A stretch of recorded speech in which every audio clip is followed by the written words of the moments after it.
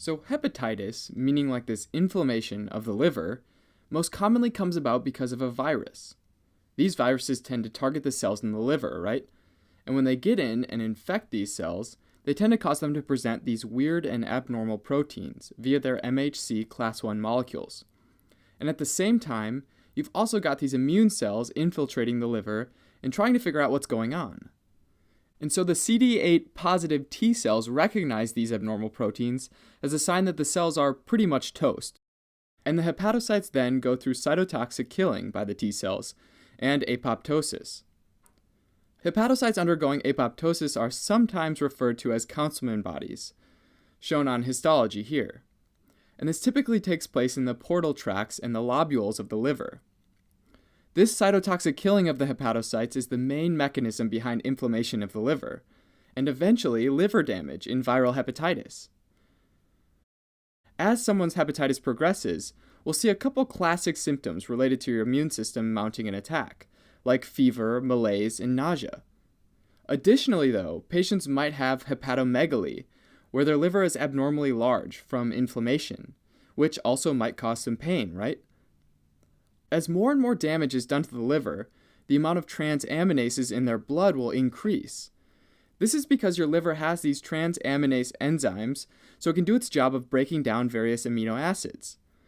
Typically, the serum aminotransaminase, or the amount in your blood, is pretty low. But when your hepatocytes start getting damaged, they start leaking these into the blood. So a common sign is a greater amount of both alanine aminotransferase, or ALT, and aspartate aminotransferase, or AST.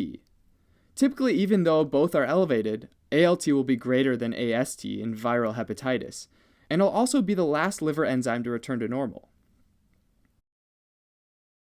Also, elevated levels of atypical lymphocytes are common to see with viral hepatitis, known as atypical lymphocytosis. The lymphocytes are usually huge, very large, due to stimulation from antigens, in our case the hepatitis virus antigens.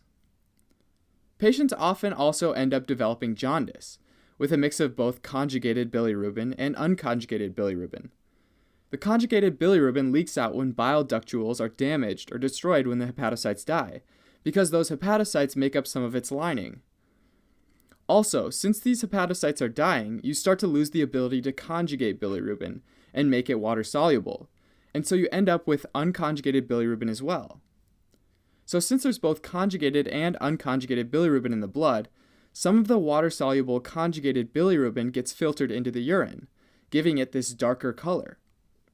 Another common finding is increased urobilinogen in the urine.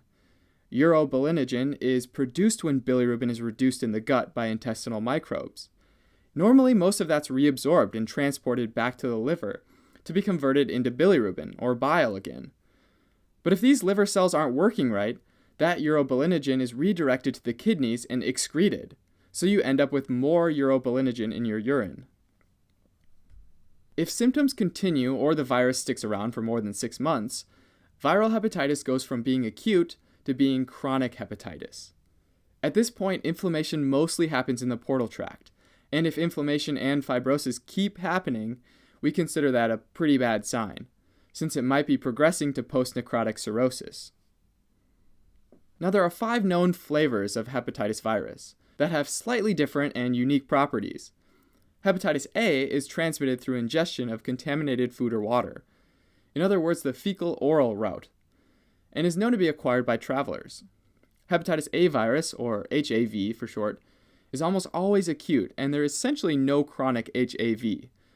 If we're talking serological markers, an HAV IgM antibody indicates an active infection, whereas an HAV IgG antibody is a protective antibody that tells us that there's been recovery from HAV or vaccination in the past. Hepatitis E virus is actually pretty similar to HAV, with the same route of transmission, oral fecal, and is most commonly acquired through undercooked seafood or contaminated water. It also doesn't have much of a chronic state, and HEV IgM antibodies tell us that there's an active infection, and HEV IgG antibody is protective and signals recovery, just like HAV. 2 big differences to note, though, between these two guys is that, 1, only HAV has the option for immunization, And 2, HEV infection for pregnant women can be very serious and can lead to acute liver failure, also sometimes called fulminant hepatitis. Alright, next on the docket is hepatitis C virus. Now this guy is transmitted via the blood, so could be from childbirth, intravenous drug abuse, or unprotected sex.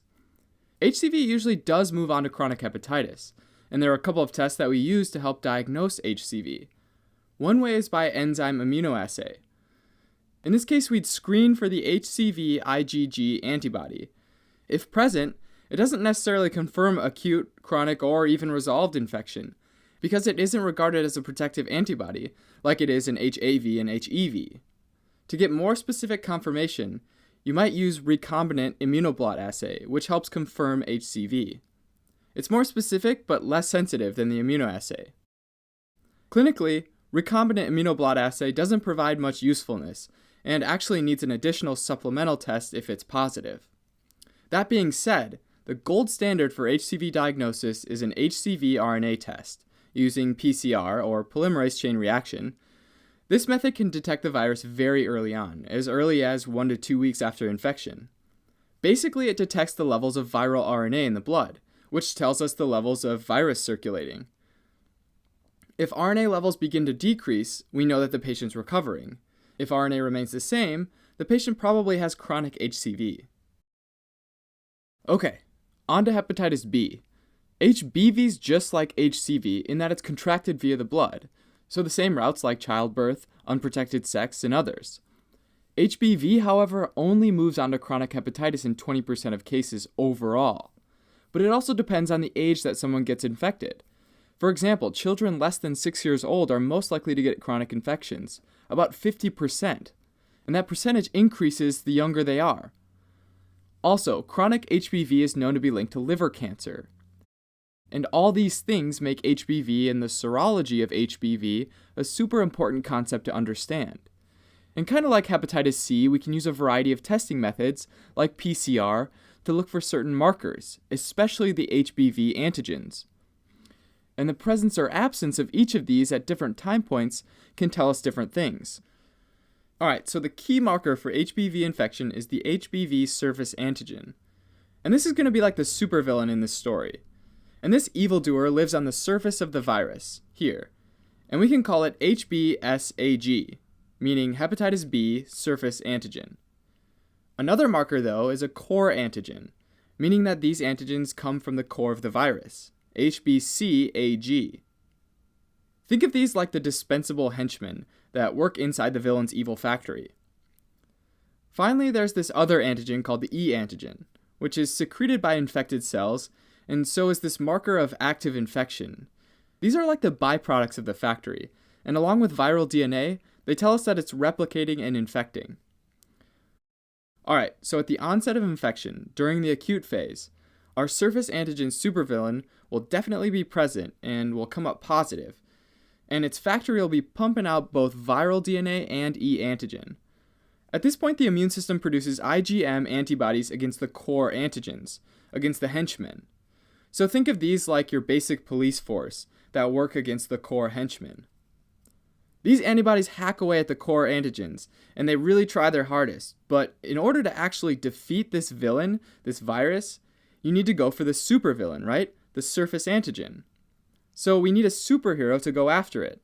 So in this story, the IgG antibody for the surface antigen is our superhero.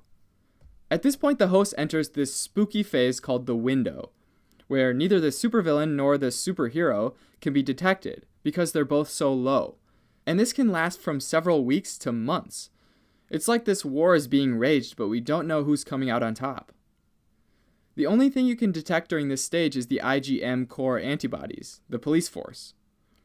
At this point, two things can happen. If the superhero comes out, the IgG antibodies to the surface antigen, then we're golden. And this means the day is saved and we win. The other possibility is that the supervillain wins, and surface antigens are still again detected. There may also be a presence of HBV DNA and E antigen because now it's replicating and the factory's up and running again. The main point, though, is that there will not be any IgG for surface antigens, our superhero. Regardless of who wins, the IgM antibodies, the police force, will be promoted to IgG by about 6 months' time. But this does not mean that the host is protected.